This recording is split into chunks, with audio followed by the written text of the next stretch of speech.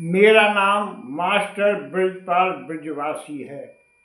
सभी भाइयों को मेरी नमस्ते जी। भाइयों, कुछ दिन से इंस्टाग्राम पर मथुरा बरसाना की वीडियो आ रही हैं। कुछ वीडियो वृंदावन की भी हैं। उन वीडियो में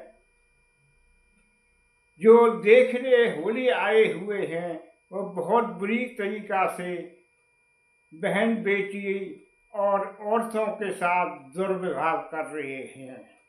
यह देखकर हमें बहुत अचरज हुआ और शर्म से हमारा सर भी झुक गया। जिस योगी राज कृष्ण की जन्मभूमि में अगर ऐसे नीच काम होने लग गए तो इसमें श्री कृष्ण का नाम बहुत बदनाम होगा।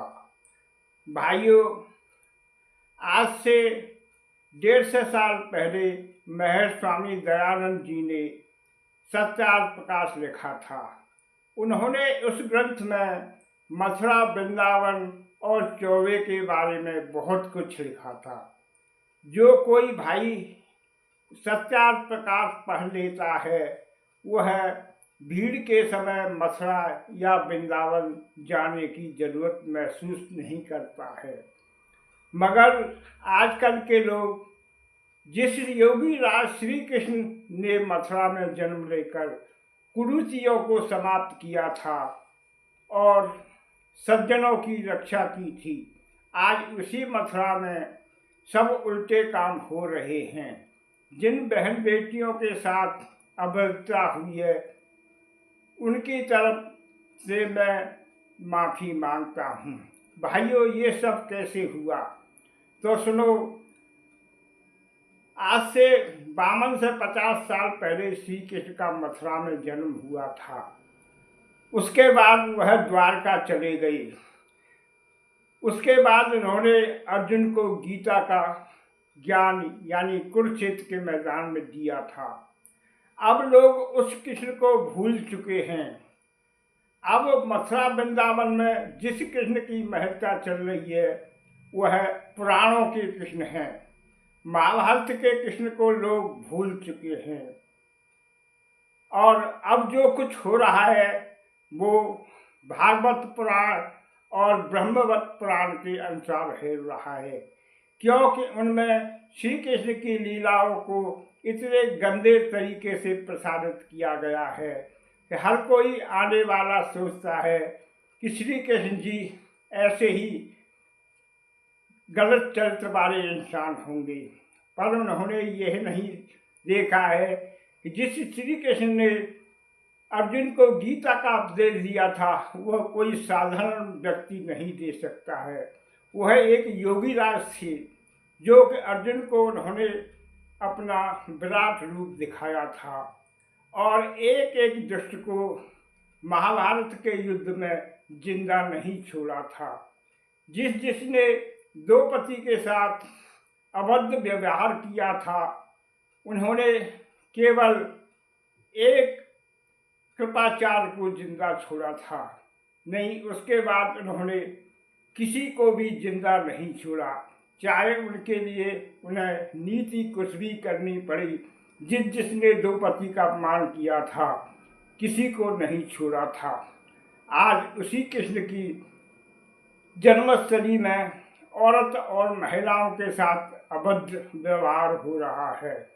भाइयों, यह कोई एक दिन में नहीं होता है।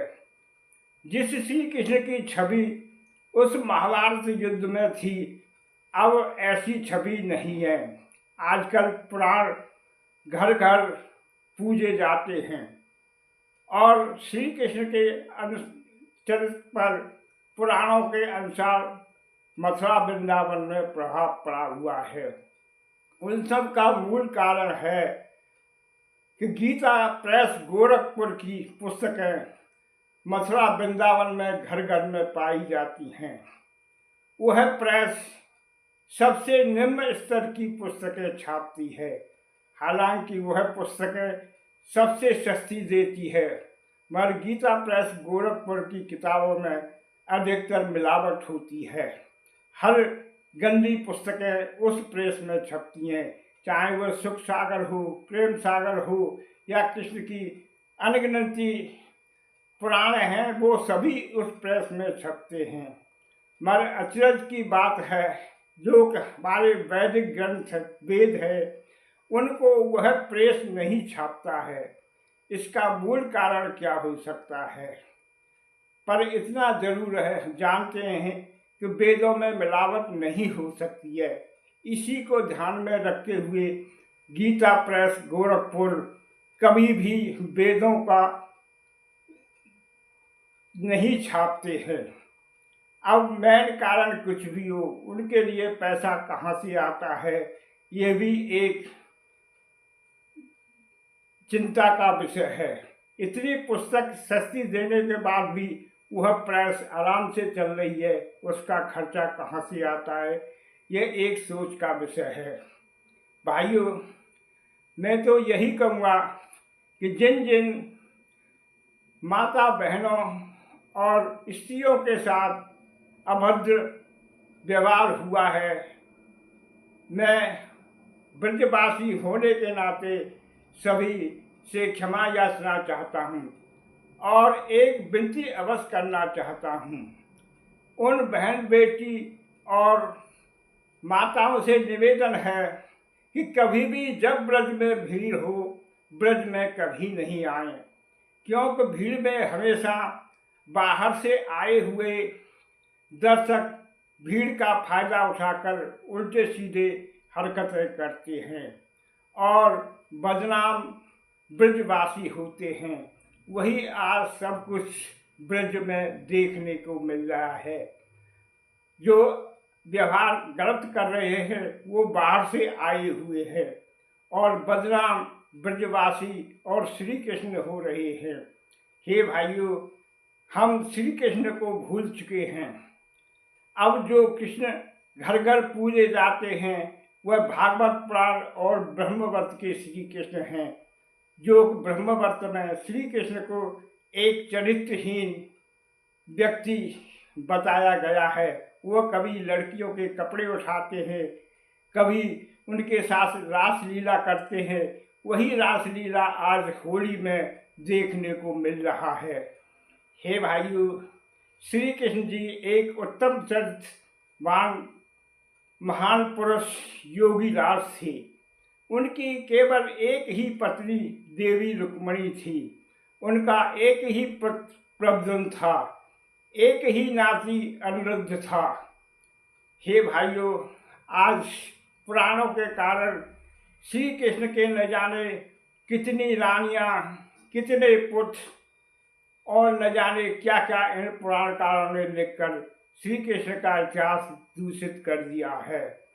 हे भाइयों, आज ब्रजवासी होने के नाते यह सुनकर मुझे भी बड़ा दुख हुआ कि हमारे कारण बहन बेटियों की इज्जत संभालनी चाहिए, वह कर दूसरे रहे हैं, भोगना ब्रजवासियों को पड़ रहा है। तो इसलिए मैं सभी से हाथ जोड़कर निवेदन करता हूँ कि हे भाइयों, जब ब्रज में भीड़ हो, कोई माता बहन या बेटी कभी नहीं आए। जिसको दर्शन करने हो वह जब भीड़ कम हो आराम से श्री कृष्ण जन्मभूमि देखें, वृंदावन घूमें, मथुरा घूमें। मगर बरसाना लोग कहते हैं कि राधा जी का मंदिर है। हमारे महाभारत के अनुसार राधा नाम की कोई नारी नहीं हुई है जो श्री कृष्ण की प्रेम का हो। महाभारत के अनुसार राधा नाम की एक ही नारी थी जिसने कर्ण को पाला था, और उस नारी के अलावा और किसी भी नारी का वर्णन महाभारत में नहीं है। आज जो मथुरा वृंदावन में घर घर राधा राधा हो रही है, उस राधा का नाम आया कहाँ से? आज से 400 साल पहले एक संत हुए थे जो बाहर से आए थे, उनका नाम वल्लभाचार्य था। उन्होंने सोचा अब हमारे पंथ को किस तरह मजबूती बननी चाहिए। उन्होंने देखा कि उस समय राधा नाम की एक नर्तकी थी,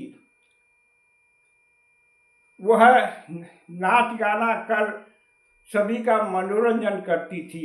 बताते हैं कि जब उसका कार्यक्रम होता था उसमें 9 मन सरसों को तेल के दीपक जलाए जाते थे।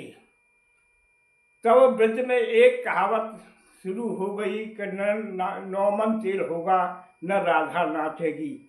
बल्लवाचार्य ने उसी राधा के नाम से कृष्ण की कल्पित नारी बनाकर श्री कृष्ण के पास बिठा दी गई।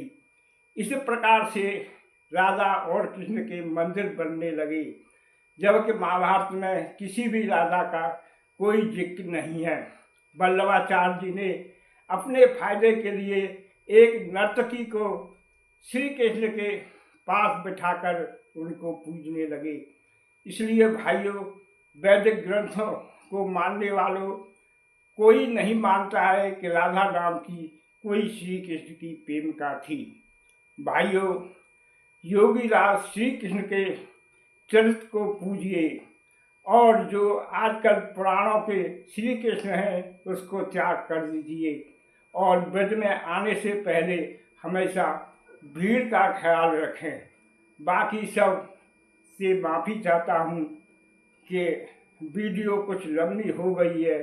सभी भाइयों से निवेदन है कि मेरी वीडियो अच्छी लगे लाइक करें, कमेंट करें और चैनल को सब्सक्राइब करें। नमस्ते जी।